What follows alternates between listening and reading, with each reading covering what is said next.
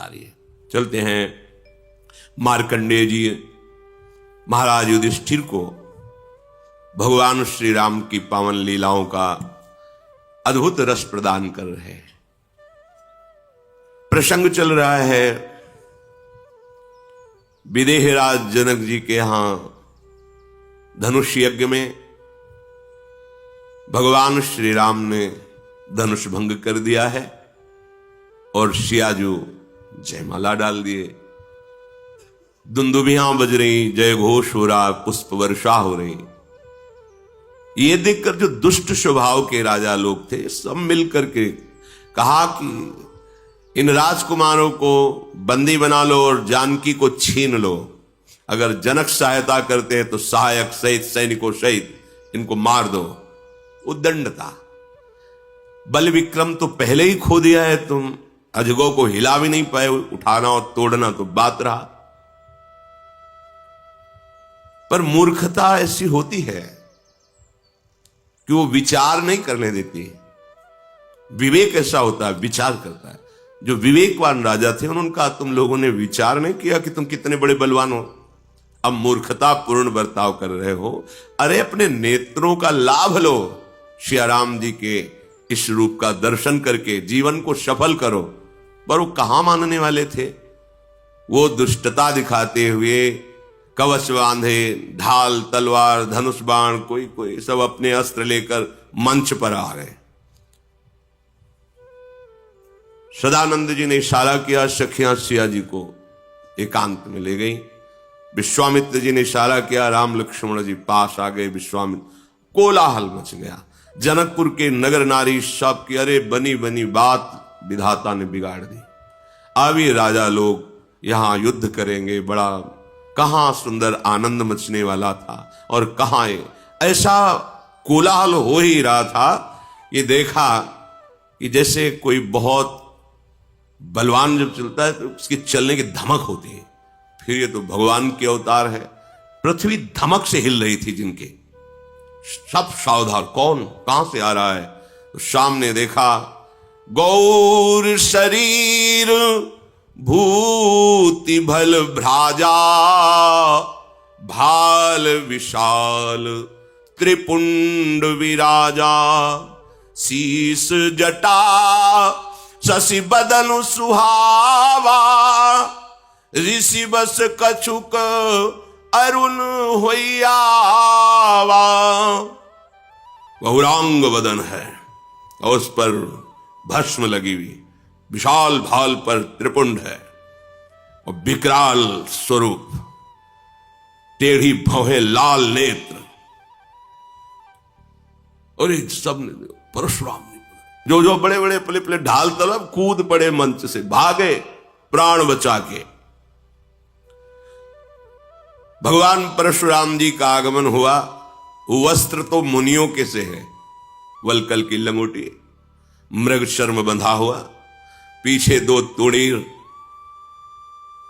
दाहिने हाथ पे फरसा, बाएं हाथ पर धनुष और सिंहवत चाल। ये विकराल रूप देख करके जो मुनि हृदय थे, जो शांत हृदय महात्मा जन थे, बड़े प्रसन्न हुए। ये जो बहुत डींगे हाँक रहे थे ना, ऐसे भागे जैसे बाज मैदान में उतरे तो एक पक्षी दूसरा नहीं दिखाई देगा। रंगमंच पर कोई नहीं। वो जो दुष्ट जन बड़े उछल रहे थे ना, सिंहासनों के पीछे छुप गए। एकदम भागने का अवसर नहीं कि दृष्टि पड़ेगी। जिनके भीष्म जी चेला हैं, द्रोणाचार्य जी चेला है, वो भगवान परशुराम अस्त्रवेत्ता दिव्यास्त्रों के स्वामी हैं। इन्हीं के तो शिष्य है द्रोणाचार्य जी, भीष्म जी। कर्ण भी शिष्यता छल करके प्राप्त किए। दिव्यास्त्र भाग के कहा जाएगा। ब्रह्मांड में किसी कोने पे जाए भगवान परशुराम का दिव्यास्त्र उसे बख्शेगा थोड़ी। जिधर दृष्टि जाती खड़े हो जाते हैं, अपने बाबा का नाम, अपने बाप का नाम बता के साष्टांग दंडवत। देखत भृगुपति बेश कराला, उठे सकल भय बिकल भुआला, पितु समेत कही कही नीज नामा, लगे करन सब दंड प्रणामा। खड़े भाग के आए, साष्टांग दंडोत, हमारे पिता का नाम ये है, हमारा नाम ये है, ऐसा। जहां ऐसे दृष्टि की जो प्रणाम कर रहा है, वो समझ गया मेरी आयु पूरी हो गई। यद्यपि वो सहज ही देख रहे, जेहि सुभाय चित वही तु जानी, सो जानई जनु आयु खुटानी। गई राजा लोग प्रणाम किए। तत्काल सदानंद ने इशारा किया, जनक जी सामने आए और प्रणाम करके जानकी जी को सखियां ले आई। जानकी जी प्रणाम किया, परशुराम जी के चरणों में देखा, आशीष दिया, इशारा किया सदानंद ने, सामने से ले जाओ इनके। आशीष दीन सखी हर सानी, निज समाज लई गई शयानी। चतुर सखिया प्रणाम करवा के विश्वामित्र जी खड़े हुए, समीप आए, गले मिले परशुराम जी के। राम लखन को इशारा किया, प्रणाम करो, प्रणाम। नेत्रों से पूछा परशुराम जी, कौन है राजकुमार? राम लखन दशरथ के ढोटा, दीन आशीष देखी भल जोटा। बड़ी सुंदर जोड़ी है, गौर श्याम, चिरंजीवी भव। परशुराम ने, महाराज ये चक्रवर्ती सम्राट महाराज दशरथ के पुत्र राम लक्ष्मण हैं, हमारी यज्ञ रक्षा के लिए आए, चिरंजीवी भव, चिरजीवी का आशीर्वाद दिया। राम जी की तरफ देखते हैं, हृदय कुछ हो प्रेम विवस्था में डूबता चला जा रहा है। राम ही चितई रहे थकी लोचन, रूप अपार मार मदमोचन। करोड़ों कामदेवों के अभिमान को चूर करने वाला प्रभु श्री राम का रूप है। देखकर परशुराम जी का हृदय प्रेम विवश हो रहा। फिर सावधान, दृष्टि रोषवश करते हुए कहा, बहुर बिलो की विदेह सन, कहु कहा अति भीर, पूछत जानी अजान जिमी, व्याप्यऊ को पुशरीर। हृदय को संभाला और क्रोध धारण करते हुए कहा, ए जनक, ये कैसी राजाओं की सभा है, यहां क्या हो रहा है?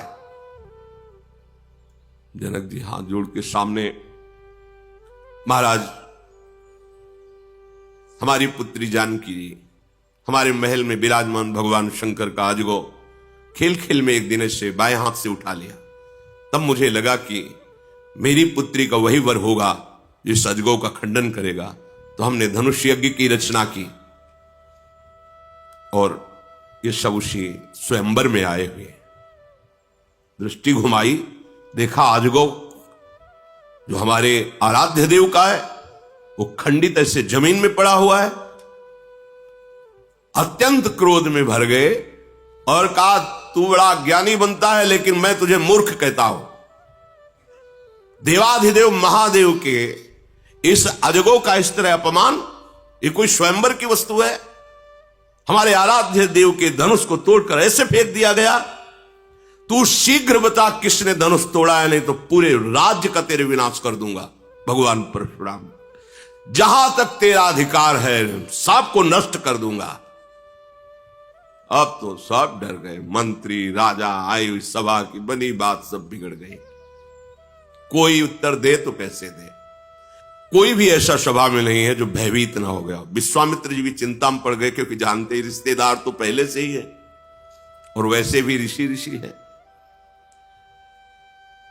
सीता जी की माता जी को बड़ा दुख हुआ। उन्होंने कहा, विधाता ये क्या रचना रची है? अभी तो आनंदित हुए थे, महाराज आ गए और ये कह रहे जहां तक जनक का अधिकार वहां तक की पूरी भूमि में विनाश कर दो। कर देगा, कोई इनके लिए बड़ी बात थोड़ी है। दुष्ट राजाओं को 21 बार घूम घूम कर पृथ्वी में काटा, रक्त के कुंड भर गए। ऐसा जब जमदग्नि जी को शास्त्राबाहु अर्जुन के परिवार वालों ने मारा, उसी दिन प्रण कर लिया ऐसे दुष्ट राजाओं को जीवित नहीं रहने देंगे। तो सब कुछ जानता है इनके बल विक्रम को। परशुराम जी का वो भयंकर रूप और वो वचन सुनकर सिया जी भी डर गए। एक एक पलक झपकने का समय कल्पों के समान लगने लगा। जनक जी भयभीत, पूरी नगर की प्रजा भयभीत, जनक जी की पत्नी भयभीत, सिया जी भयभीत। भगवान श्री राम ने देखा तो सबको निर्भय करने वाले प्रभु उठे, सहज में उठे। ना कोई हर्ष है, ना कोई शोक है, ना कोई भय है। हाथ जोड़ा, कहा प्रभु आप जानना चाहते हो कि धनुष किसने भंग किया? तो नाथ शंभु धनु भंजनिहारा, होई ही क्यों एक दास तुम्हारा, आयसु का कही किन मोही, सुनि साई बोले मुनि को ही। भगवान श्री राम खड़े हुए, जब देखा कोई बोल ही नहीं रहा, सब भयभीत हो रहे। हाथ जोड़ा और कहा हे नाथ, भगवान शिव के धनुष का भंजन करने वाला कोई और नहीं, आपका कोई दास ही होगा। आज्ञा कीजिए, मैं आपकी सेवा में उपस्थित हूं। ये सुनकर परशुराम जी बहुत क्रोधित हो गए।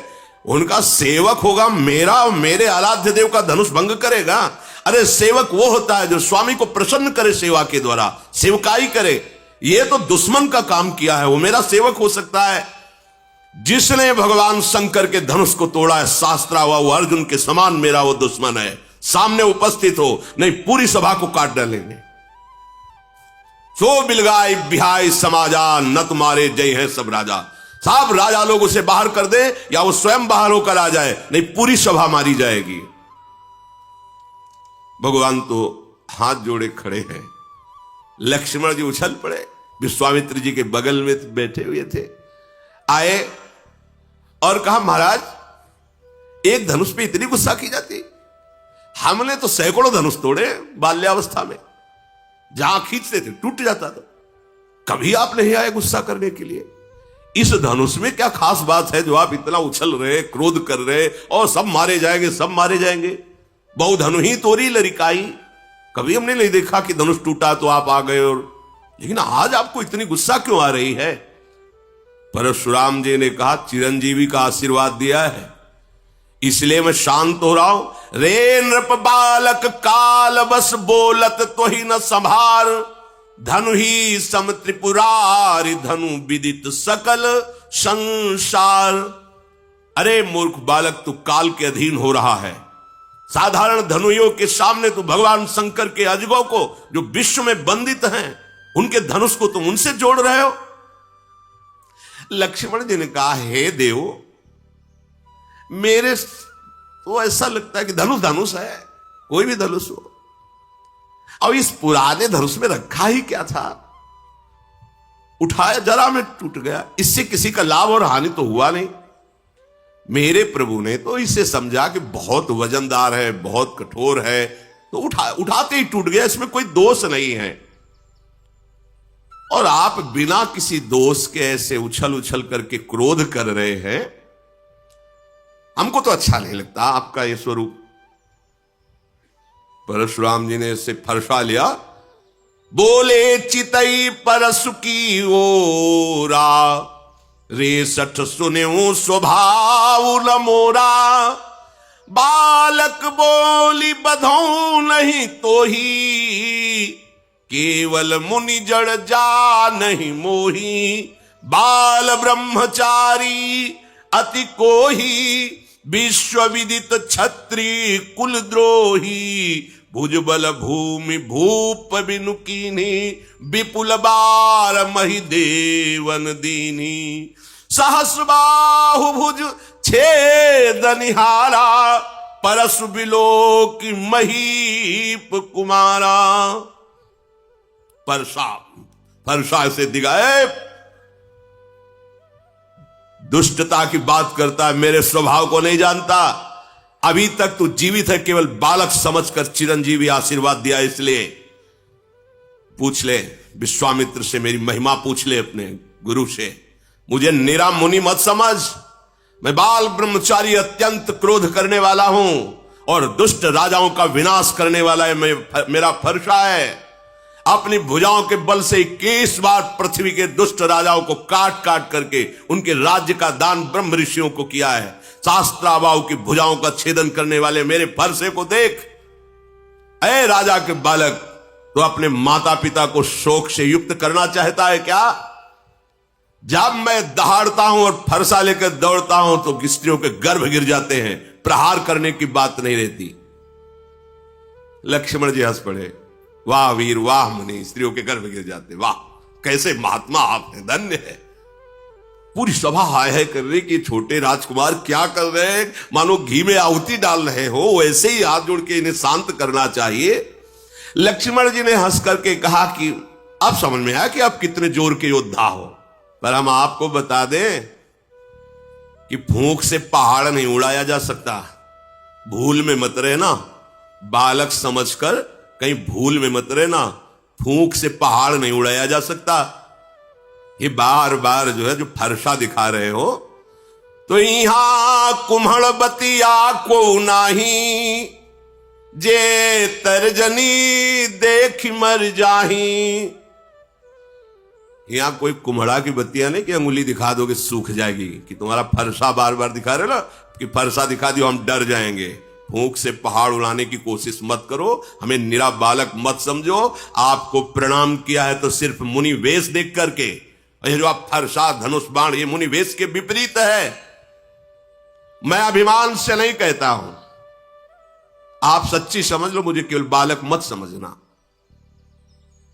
अगर हम आपसे अभी नम्रता से पेश हो रहे हैं तो उसका कारण है, भृगुसुत समुझी जनेऊ बिलोकी, जो कछु कहो सहस्र ऋषिरों की।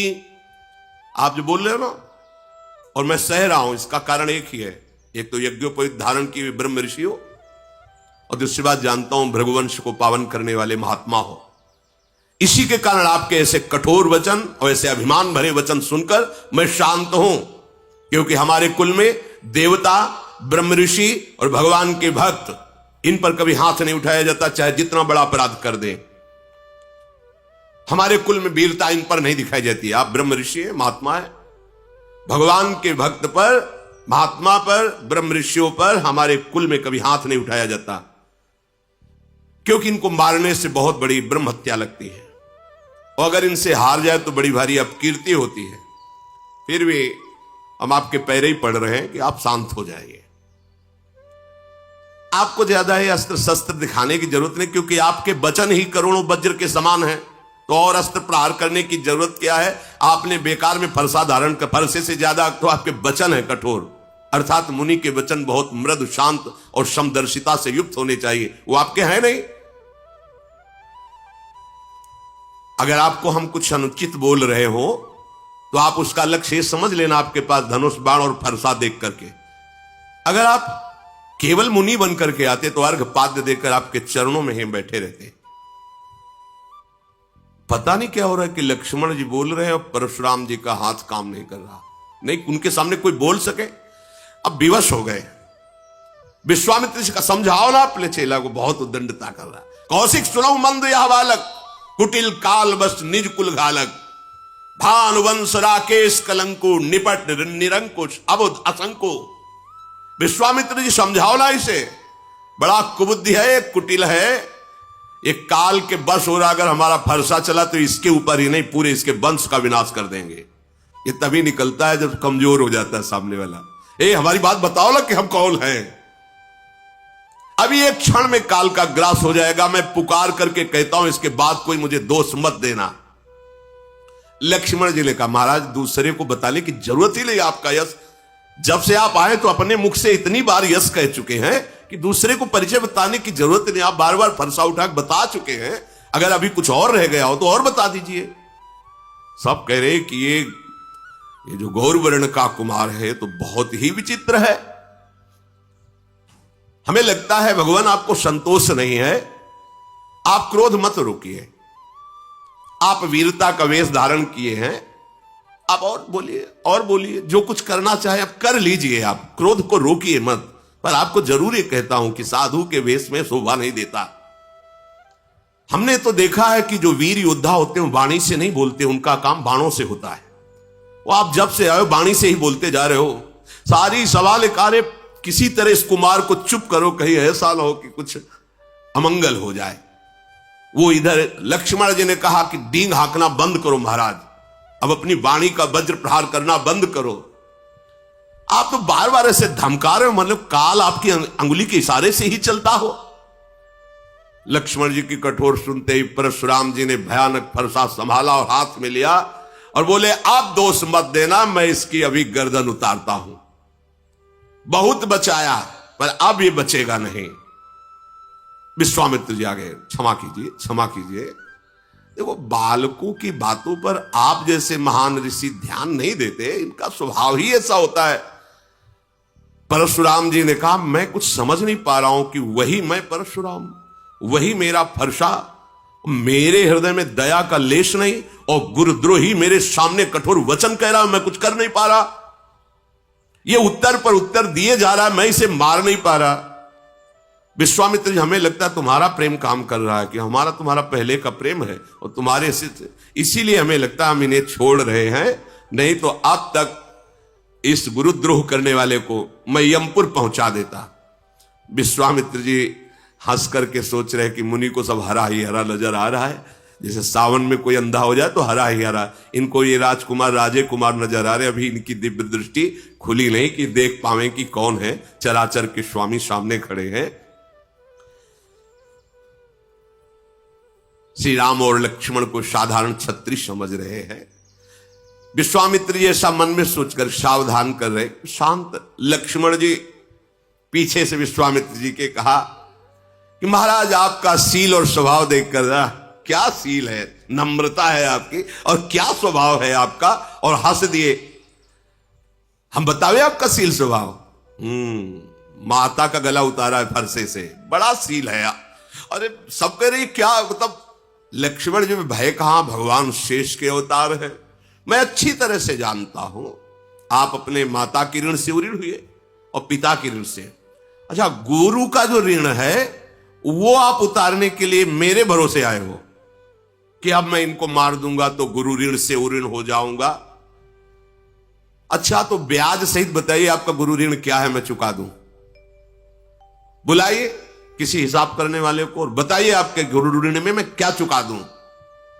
सुनि कटु बचन कुठार सुधारा, हाय हाय सब सभा पुकारा। भगवान परशुराम, आप तो नहीं बचेगा। और एकदम लक्ष्मण जी ने कहा, फरसा मत दिखाओ मुझे बार बार। आपको रणधीर और वीर दूसरे मानते होंगे, ये फरसा दूसरों को दिखाओ। हमारे यहां ब्रह्म ऋषियों पर कोई बल नहीं चलता, इसीलिए मैं चुप हूं। सब सभा के लिए लगे, अनुचित है अनुचित है, लखनलाल ऐसा मत बोलो, ये महावीर है। सब पुकार। भगवान श्री राम ने लक्ष्मण जी को नेत्र तरह, लक्ष्मण जी चुपचाप सीधे पीछे वापस हो गए।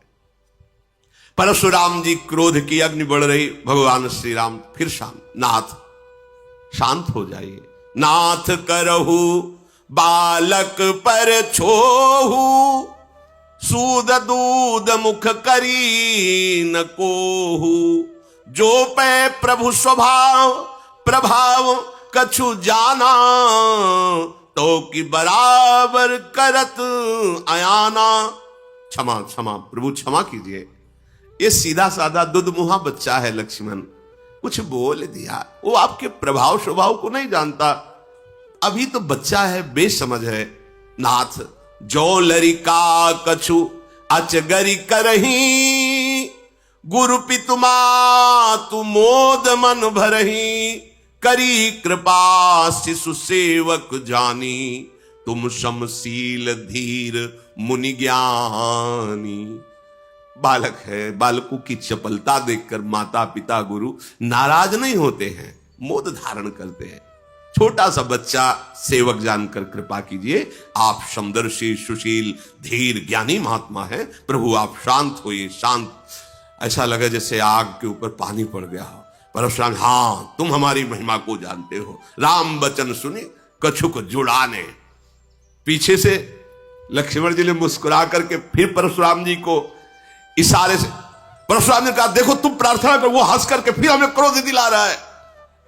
ये बड़ा, राम जी के पीछे से इशारा करे, बहुत जोर के मुनि हो तुम, और हंस। लक्ष्मण जी की हंस, और राम जी हाथ जोड़कर गंभीरता, आप महामुनि धीर हुए, और लक्ष्मण जी हंस के, हमें पता है कितने बड़े तुम वीर हो। उन्होंने कहा कि राम तोर भ्राता बड़ पापी, ये बड़ा पापी है, मुझे वहां से फिर जला रहा है, तुम इसे तो मुआ बच्चा कहते हो। अरे गौर शरीर श्याम मन माही, कालकूट मुख पय मुख, ये दुधमुआ नहीं जहरीला है, भगवान शेष के अवतार है, दुधमुआ थोड़ी है। जहरीले ऐसे जहरीले कि उन्हीं के तेजाग्नि से संपूर्ण प्रलयाग्नि प्रकट होती है और सब सृष्टि का लय हो जाता है। ये गोरे बदन वाला जो छोटा कुमार है, तुम इसे दुधमुआ कह रहे हो, दुधमुआ नहीं, ये विषमुआ है, बड़ा टेढ़ा है, तुम जैसे शील स्वभाव वाले हो ऐसा नहीं है वो। तुम्हारे पीछे देखो, हमको फिर चिढ़ा रहा है, देखो चिढ़ रहे हैं भगवान परशुराम है, इतने महामुनि, और लक्ष्मण जी जाए सारे, तो वो फिर देखो बोला, गुस्सा हो रहे। लक्ष्मण जी ने खुलकर हंस के कहा कि मुनि, आपको आज तक ये ज्ञान नहीं हुआ कि क्रोध करना पाप है? इस क्रोध के वशीभूत होकर के बड़े अनुचित हो जाते हैं कार्य, पूज्य जनों की हिंसा हो जाती है। आपको इतना ज्ञान नहीं कि आपको क्रोध नहीं करना चाहिए? वैसे तो आप मुनिराज हैं, मैं सदैव आपके दासत्व को ही स्वीकार करता हूं, ऋषियों की दासता स्वीकार करता हूं।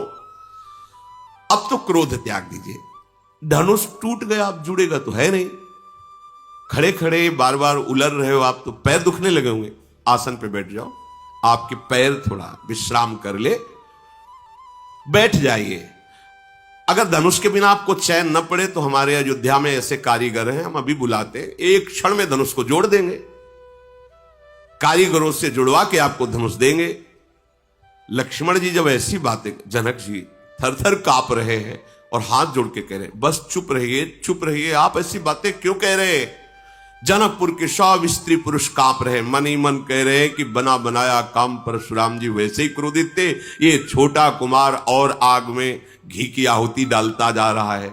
लक्ष्मण जी की निर्भय वाणी सुनकर भगवान परशुराम जी का क्रोध और बढ़ रहा है, पर हृदय में कोई क्रिया नहीं हो रही। वाणी से तो बोलने पर हृदय एकदम शांत है, ना तो मारने की इच्छा हो रही है, एकदम हृदय शीतल, क्योंकि सामने साक्षात भगवान श्री राम विराजमान है। ये मन का मैला, शरीर का सुंदर, ऐसा लग रहा है जैसे विष में से भरा सोने का कलश हो। इसको भाई बस शांत कर दो, परशुराम जी सबसे इसको शांत कर दो। लक्ष्मण जी ने हंस करके कहा कि और किसी को कहने की जरूरत ही क्या है महाराज, आपका शांत वेश देखकर वैसे ही हम शांत हैं, मतलब आपका तो खुद अशांत स्वरूप हो रहा है इस समय। प्रभु श्री राम ने ऐसे देखा, अब शांत रहिए। लक्ष्मण जी सकुचा गए और विश्वामित्र जी बुलाए, लक्ष्मण जी को पास बैठाला। भगवान श्री राम हाथ जोड़े और विनय के साथ कोमल वाणी में कहा, प्रभु आप सुजान हो, बड़ा सुंदर स्वभाव आपका है, आप उस बालक की तरफ से मैं क्षमा मांगता हूं। देखो बालकों का स्वभाव जैसे बरैया होती ना, वो बैठेगी उसका स्वभाव है, और अगर वो जरा सा डंक मारेगी तो वो फूल जाता है, जलन होती। ये बच्चों का स्वभाव, खेल खेल में कुछ अमंगल कर सकते हैं। जो साधुजन होते हैं, बड़े बूढ़े जन होते हैं, बच्चों पर दोष नहीं देखते हैं। आप कृपा करो, नाथ जानना चाहते हो कि धनुष भंग करने वाला अपराधी कौन है? तो अपराधी मैं आपके सामने हूं। ये धनुष भंग अपराध मेरे से हुआ है, यदि आप अपराधी जानना चाहते हो तो मैं हूं। स्वामी अब चाहे आप कृपा करो या क्रोध करो, वध करो या बंधन में डाल दो, जैसा आप समझे। मैं आपका दास हूं, आप जैसा चाहें वैसा आप हमारे साथ बर्ताव करें। मुनिराज, जिस तरह से आपका क्रोध दूर हो वो उपाय कर लो। मुनि ने कहा कि क्रोध कैसे जाए? अब भी वो विश्वामित्र जी के पास बैठा हुआ टेढ़ा ही हमारी तरफ देखा, और इनकी भी दृष्टि वही लगी लक्ष्मण जी के ऊपर। वो होता है ना, एक बात और है, जो चिढ़ने लगे ना तो उसको लोग और चिढ़ाते हैं। जैसे तुम्हें कोई कहे चिढ़ा, आप चिढ़ो ना, तो फिर वो धीरे धीरे शांत हो जाएगा। और परशुराम जी चिढ़ रहे, ऐसा स्वभाव कभी नहीं देखा गया इनका। पर आज भगवान का प्रभाव और स्वभाव ऐसा है कि वो सभाएं तो भगवान के अंश ही ना, वो अहंकार नहीं रहने देते। किसी सुनहु राम कर सहज स्वभाव, जन अभिमान न राखे काऊ। परशुराम जी की विनय राम जी कर रहे, पर राम जी पर नहीं देख रहे, लक्ष्मण जी की तरफ देख रहे। जो विश्वामित्र वहां से वो मुस्कुरा के ऐसे बोले, फिर भी देखो वहां से हमारी हंसी उड़ा रहा है और वो टेढ़ा ही देख रहा है। अब तो इसकी गर्दन पर कुठार ना चलाया तो मेरा क्रोध करना व्यर्थ चला जाएगा। अरे जिस कुठार की घोर आवाज सुन करके दुष्ट राजाओं की स्त्रियों के गर्भ नष्ट हो जाते थे, उस फरसे को मैं धारण किया, फिर भी ये राजपुत्र जीवित है, मेरा हाथ क्यों नहीं चल रहा? मेरे क्रोध से तो छाती जल रही, पर मैं कुछ कर क्यों नहीं पा रहा? क्या हो रहा है मेरे को? ये विपरीत दशा कैसी, ये विपरीत स्वभाव कैसा? पता नहीं इस समय मेरे हृदय में क्या हो रहा है। भगवान परशुराम जी कह रहे, मुझे लगता है कि मेरे हृदय में जो कभी नहीं थी वो दया आ गई क्या मेरे हृदय में, इसीलिए दुस्साह दुख सह रहा हूं। लक्ष्मण जी ने वही से मुस्कुरा के कहा, सिर नवा के, कि महाराज आपकी दया भी आपके स्वरूप के अनुकूल ही है। मतलब दया भी, ये दया है, हाहाकार मचा दिए, ये दया है आपकी, ऐसा मान। और आप जब बोलते हैं महाराज तो ऐसा लगता है फूल झड़ रहे हैं। महाराज जब आपकी दया में यह हालत है तो जब आप निर्दयता करते होंगे तो क्या होता होगा? दया में तो जल रहे हैं और जब निर्दयता आएगी तो क्या होगा? अगर क्रोध आ गया तो हमें लगता है आप ही का शरीर भस्म हो जाएगा।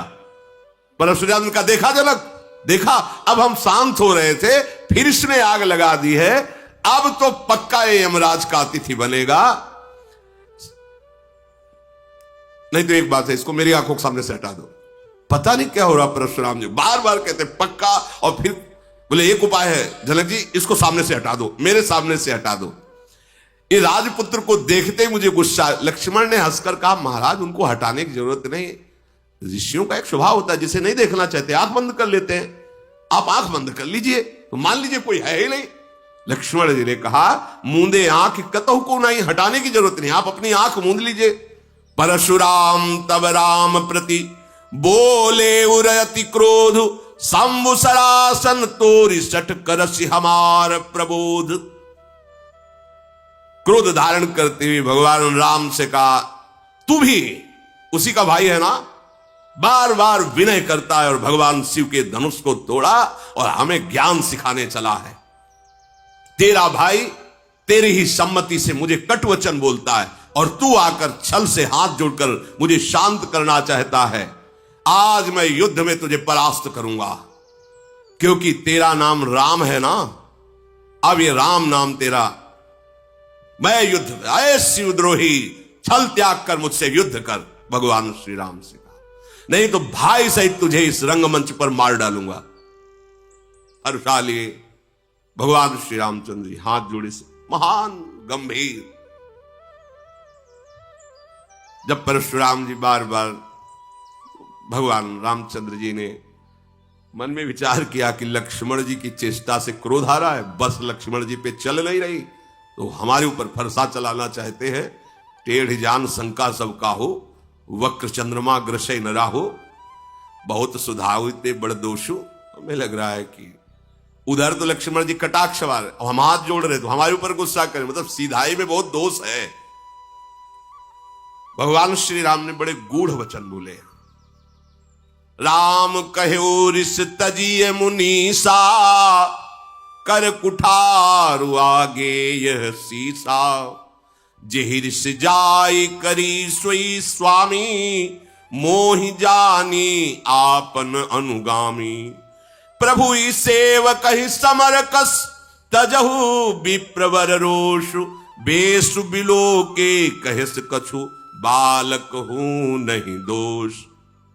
प्रभु ये गर्दन आपके सामने, आप काट दीजिए, आप अपनी गुस्सा शांत कीजिए। मैं सदैव आपका दास हूं, तो दास और स्वामी में युद्ध कैसा? अगर बालक ने कुछ अनुचित बोला है तो आपकी समझ में, मेरी समझ में अनुचित नहीं बोला है। क्यों? क्योंकि आपका वेश ऐसा है। फरसा लिए हो, धनुष बाण लिए हो, बार बार कठोर वचन बोल रहे हो, तो आपको यह पता होना चाहिए कि रघुवंशी बालक है।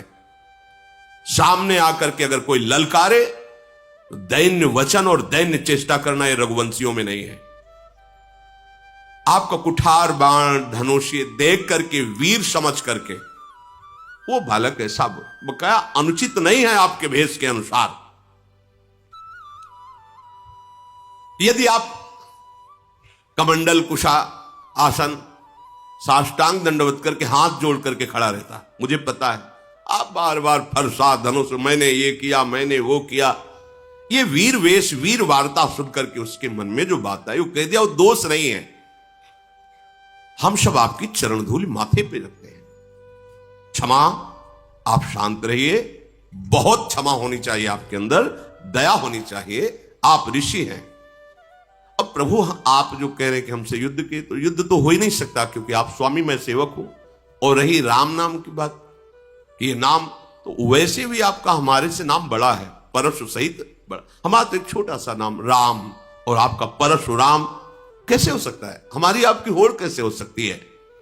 प्रभु मैं तो केवल एक ही गुण ये धनुष धारण करता हूं, आप शम दम तपस्या शौच क्षमा सरलता ज्ञान विज्ञान आस्तिकता, ये 9 गुण धारण करते हैं। हम सब प्रकार से आपके दास हैं, आपको आप क्षमा ही करनी चाहिए, ये बात नहीं कहनी चाहिए कि युद्ध कीजिए। भगवान श्री राम परशुराम जी को बार बार मुनि विप्रवर ऐसा कहा। परशुराम जी क्रोधित होकर ठहाका मारकर बोले, समझ गए तुम मुझे कोरा मुनि ही समझते हो, समझ गए, तुम ही मुझे कोरा मुनि ही समझते हो। मैं ऐसा ब्रह्म ऋषि नहीं हूं जैसा तुम समझते हो। मैं जो ब्रह्म ऋषि जन जैसे यज्ञ करते हैं ना, तो मेरी यज्ञ कैसे होती जानते हो? धनुष श्रुआ बाण आहुति, मेरी क्रोध भयंकर अग्नि और दुष्ट राजाओं की चतुरंगणी सेना समिधा और ललकार ललकार के काटना स्वाहा, मैं ऐसा मुनि हूं। परशुराम जी ने कहा ऐसी एक यज्ञ नहीं करोड़ों यज्ञ की है, बार बार मेरा प्रभाव तुझे भी मालूम नहीं, तू निरा मुझे ब्रह्म ऋषि मत समझ लेना।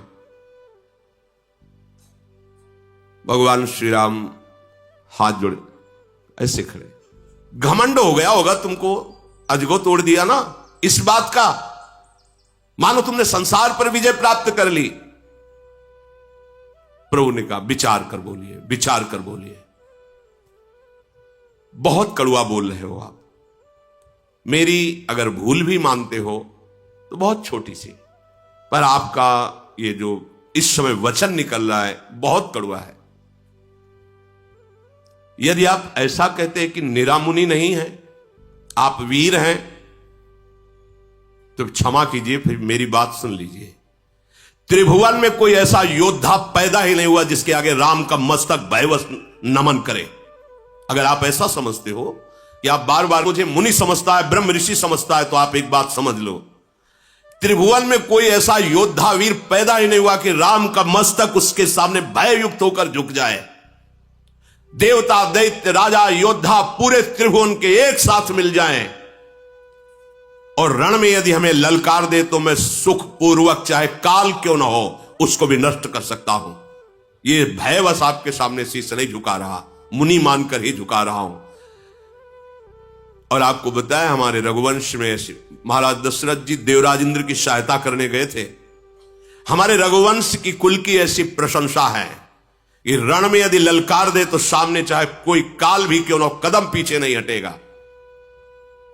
परशुराम जी के शरीर में कंप शुरू हो गया जब राम जी बोले कि आप अगर ऐसा समझते हैं कि मैं बार बार मुनि और ऋषि कह रहा हूं तो आप ऐसे ऋषि नहीं, आप महावीर। तो आप इतना समझ लीजिए, भयवश राम का सिर झुक नहीं सकता, चाहे त्रिभुवन एक साथ होकर के लड़ ले, चाहे काल के सामने खड़ा हो।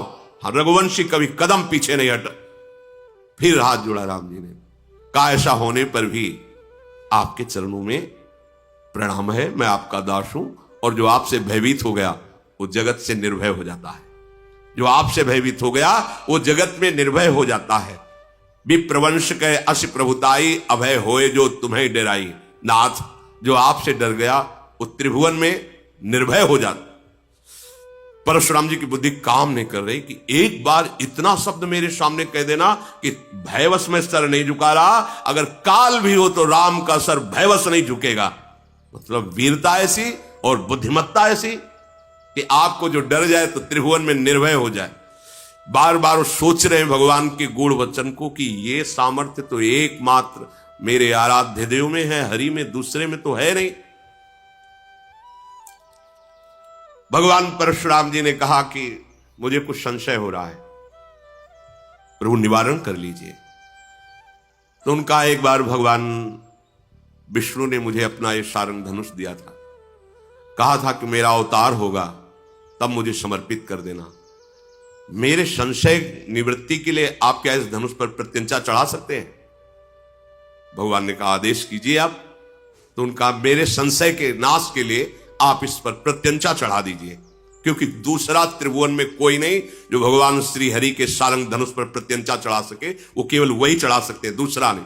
तो जे ही देने को हुए तो अपने आप धनुष प्रभु के हाथ में जाके विराजमान, क्योंकि उन्हीं का नित्य पार्षद है। भगवान ने एक क्षण में खींचा, प्रत्यंचा चढ़ाई, अमोघ बाण संधान किया, देत चाप आप ही चल गयऊ, परशुराम मन विस्मय भयऊ। जाना राम प्रभाव तब पुलक प्रफुल्लित गात, जोरी पानी बोले बचन, हृदय न प्रेम अमात। आहा, मैं जान गया, क्षमा कीजिए प्रभु। पुलकित हो रहे भगवान परशुराम जी, हाथ जोड़कर हृदय में प्रेम नहीं समा रहा। ओहो रघुकुल रूपी कमल वन के सूर्य, मैं समझ गया आप कौन है। आप भगवान श्री हरि है। प्रभु आपकी जय हो। तभी मैं देख रहा था कि आप में बल विक्रम होते हुए भी बार बार नमन, ये केवल आप में ही हो सकता। ऐसा बल विक्रम और ऐसी नम्रता आप देवता, ब्रह्म ऋषि, भक्तजन, गौजन, इनकी रक्षा के लिए अवतार लिए हैं। जय हो, जय हो, जय हो, आपकी जय हो प्रभु। मैं जान गया, हे विनयशील कृपा और गुणों के समुद्र, आपकी वचन रचना जो थी उससे मुझे संशय हुआ कि ऐसा तो सिर्फ भगवान ही बोल सकते हैं। काल के सामने कौन टिक सकता है? केवल हरि। हे सेवकों को सुख देने वाले, सब अंगों में सुंदर और शरीर में करोड़ों कामदेवों की छवि धारण करने वाले राम, आपकी जय हो, जय हो। क्षमा करना, अनजाने में मैं अनुचित बोल गया हूं परशुराम जी। मैं एक मुख से आपकी क्या प्रशंसा करूं। अब मैं जान गया कि मेरे आराध्य देव भगवान शंकर के मानस सरोवर पर विराजमान हंस आप ही हो। मैं अनजाने में अनुचित बोला। लक्ष्मण जी की भी तरफ देखा और कहा, आप दोनों भाई क्षमा करें, मैं जान नहीं पाया, इसलिए दोनों गुण मंदिर आप मुझे क्षमा करें। हे रघुकुल के पताका स्वरूप राम, आपकी जय हो, जय हो, जय हो।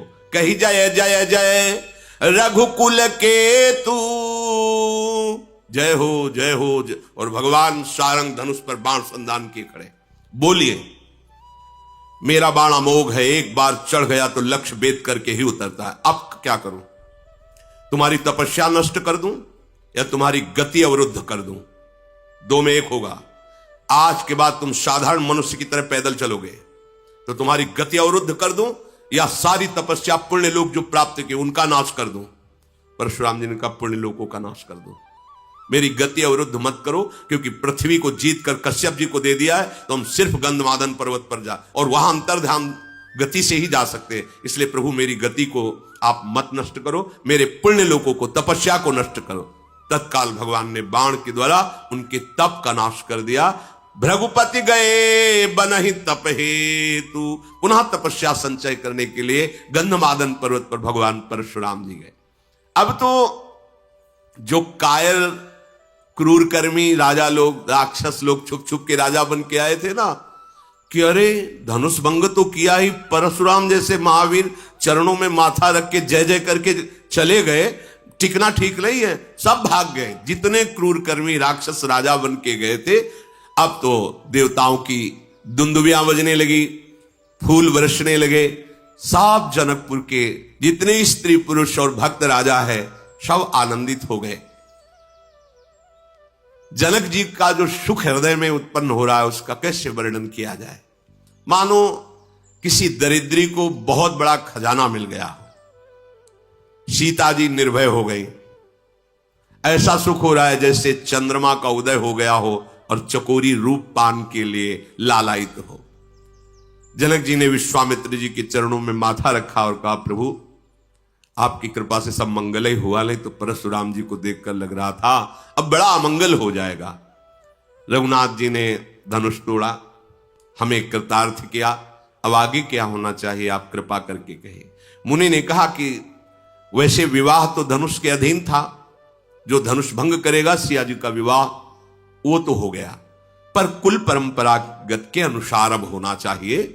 इसलिए तुम अपने कुल का व्यवहार करो जैसा ब्याह का होता है, और तत्काल अयोध्या को दूत भेजो और अयोध्याधिपति महाराज दशरथ को सूचना दो कि आप बारात लेकर के आओ जनकपुर, और यहां फिर कुल के अनुसार ब्याह हो।